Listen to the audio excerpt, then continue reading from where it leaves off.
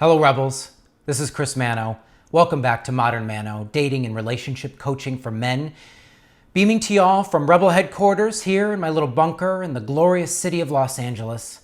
City of life, once teeming with unlimited social opportunities, now silenced by the darkness that has risen in all of our lands. And I think from here it's most fitting that today I deliver to you my communique, my assessment, the Modern Manno state of the dating union.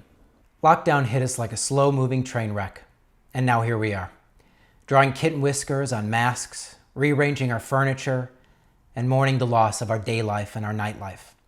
Some of you out there happen to be quarantined with significant others, which can potentially present a whole range of challenges to your emotional and mental well-being. I hope to cover that more in a future video, but today I want to address the concerns and challenges of those of you out there who happen to be single. This includes those of you out there who had just begun dating someone new before the lockdown, as well as those of you who are currently alone yet eager to connect with new romantic prospects. To start, I'm going to offer some practical strategies that you might be able to use during this time. But if you stick with me all the way to the end of this video, I'm going to give you some information that might help you achieve that next level badass hero status. Okay, Ramblers, let's get rambling. First, if you were active in the dating scene and had just begun seeing someone new before something wicked this way came, I empathize with your frustration. Dating is hard enough, and suddenly it's been put on ultimate hard mode. You can't do what you should be doing, which is planning and executing real-life, in-person dates, that which is vital to increasing emotional and physical connection between two people. How do you keep momentum going in such a scenario? Well, you start by realizing what you must not do. You must not allow the evolution of your new relationship to be put in the hands of iMessage, WhatsApp, DM, or any other text messaging chit-chat service. Long nights of confinement under crisis should not allow you to succumb to the temptation of replacing legitimate get-to-know-you opportunities with the coldest, most impersonal form of communication on earth. Anyone who knows me knows that I'm very vocal about the dangers of over-texting in the early dating process. Not only does it not serve to raise the necessary attraction, quite often it works against it, especially in situations like now where boredom is overwhelming. There's a tendency for people to exchange 1,000 messages back and forth and overshare on subjects that should be held for sharing on actual dates. And also, humor does not translate very well over text. I know from personal experience, it can lead to straight awkwardness. And to me, the worst offender of all is the mental stress that people put themselves through as they analyze the texts they get like it's 5th grade English class all over again, looking for clues about the way someone feels and making assumptions about how they feel based on the length of time someone takes to get back to them. You know that feeling you get in the pit of your stomach? That feeling when you're waiting for someone you really like to get back to you? Why live like that? Why put yourself through that kind of special torture? Texting works best when it's kept to a minimum and used to arrange the real-life opportunities where the magic can actually happen. Now, I know this approach is misunderstood by many, especially those who've had an iPhone in their hands since they were in the crib. So trust, I'm going to cover this topic more on future videos for all you little pen pals out there. But I know it's a hot topic, so let me know what you think about texting in the early dating stages in the comments below. So what does that leave you with if you just started seeing someone new and you want to keep the momentum going? Right now, your break glass in case of emergency fallback comes in the form of video chats. First introduced to pop culture all the way back in 1927 in director Fritz Lang's silent film Metropolis, later fantasized by the Jetsons, Star Trek, and Back to the Future, video chats are with us in a very big way right now, especially in 2020, so that we can show up to work in our underpants. And also to act as a temporary substitute for in-person dating. If you want to keep the momentum with someone going over the lockdown, don't treat your video chats like you would with your friends. Treat them like actual dates. That means inviting a woman to a Zoom, Skype, FaceTime date at a specific time and with a specific yet simple activity in mind. Make an effort to virtually share and cook a meal together. Do some arts and crafts, play show and tell, whatever you need to do to make it different from the average video chat. If you do this, you'll give her the subtle impression that she's being courted. And if you can make each of those video dates special during the lockdown, you stand the best chance of resuming a real courtship when it's safe to go out together again. And now, to those of you who find themselves alone during this time, this is where I provide some of that next level advice that I referred to earlier. This is where it gets real. This is where the hero's journey begins. You know, COVID-19 is both incredibly frightening and also incredibly fascinating in its role as the great antagonist of our time. You almost couldn't have written a better movie monster if you tried. It makes you sick in both the body and, as some have reported, also in the mind. And the reaction it forces us to take in the fight against it is much different than what we did during previous struggles, like World War II, when communities all over bonded together out in the open.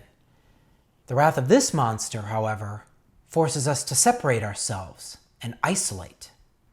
So maybe you've been locked down for weeks and grapple with the madness of what it's like to have your normal life taken away from you, to not be able to go to the pub for trivia night with your friends, to go out dancing, to go to the gym, to go to work, anything that previously allowed for social interaction.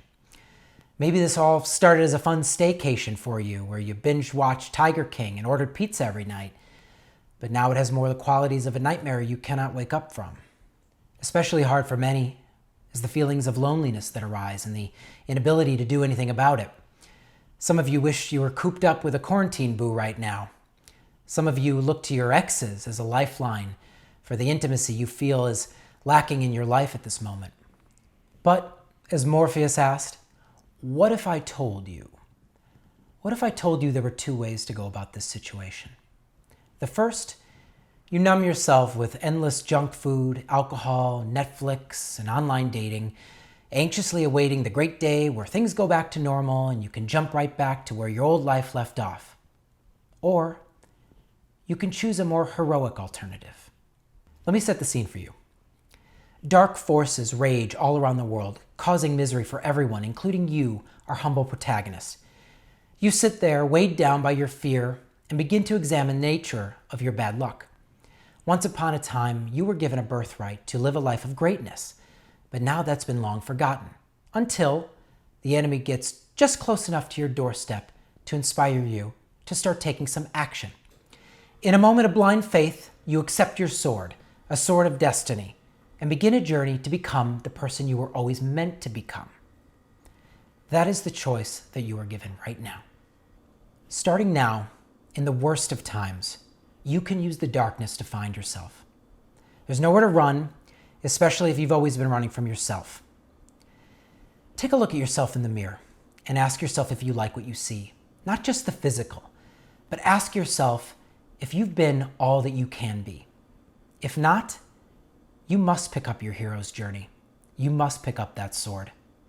Use your time in isolation to face your own personal obstacles and dig deep in order to align yourself in a new direction that will lead you to real and lasting happiness. I'm literally asking you to sit in your own fire, experience the pain of it, come to terms with it, so that you can start taking the necessary steps to improve yourself as a man. Perhaps for you, the goal is to finally get in shape. You don't have any equipment? No excuses.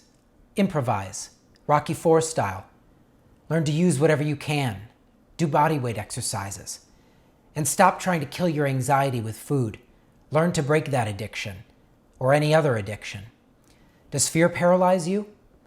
Start using Wim Hof's breathing techniques and start doing cold showers so that you can activate your mind and body and get them under control. Have you tried some new things only to find failure? Try again and again, even though the pain is excruciating. Like Tom Hanks trying to light that fire in Castaway, or the 1,000 other examples from movies where heroes persevere despite seemingly insurmountable odds.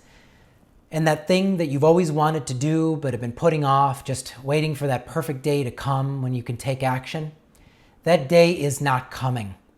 That day is here.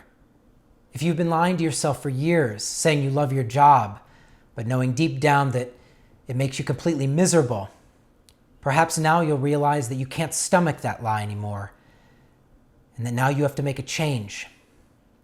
You no longer want to be the guy who has trouble talking to women? Start talking to yourself. Memorize some Shakespeare verses or an Eminem song and then film yourself reciting it. Observe yourself. Day by day, you'll start to become more confident. Would you like to be the guy who breaks the cycle of having demoralizing dating experiences, ghostings, friend zones, toxic people? Learn to get to the core within you and find those spots that you lack belief in yourself. Learn to feed those spots with love so you can stop giving yourself away to others who don't appreciate your awesomeness. If you do this, you'll be able to come back when it's time to date again, having set new boundaries that will help lead you to the fulfilling romantic relationships that you deserve. And for women, there's nothing sexier than a man who knows who the hell he is and where he's going. And bonus points for scars. Or you can sit around and wallow in your own laziness, bitterness, and fear, just waiting for the day you can go back to your old life and pretend that none of this ever happened. The Matrix is waiting. What's your choice? Gentlemen, let this opportunity guide you to a better outcome, or perhaps one you never even thought was possible before. There is opportunity in the crisis. Trust it. Reinvent yourself. Grow. Find your super objective, your mission, your purpose, whatever you want to call it. Resist the tragedy, and then prepare for the big comeback. I'm Chris Manno. If you like this little communique, please give me a thumbs up, and maybe share it with someone you think might find it beneficial. And please do subscribe, because I got more coming at you. How to date after the quarantine, how to get her more attracted, how to be a samurai. We're going to cover it all. And if you're ready for some one-on-one coaching with me, my email can be found below. I can't wait to meet you. So until next time, viva la revolucion.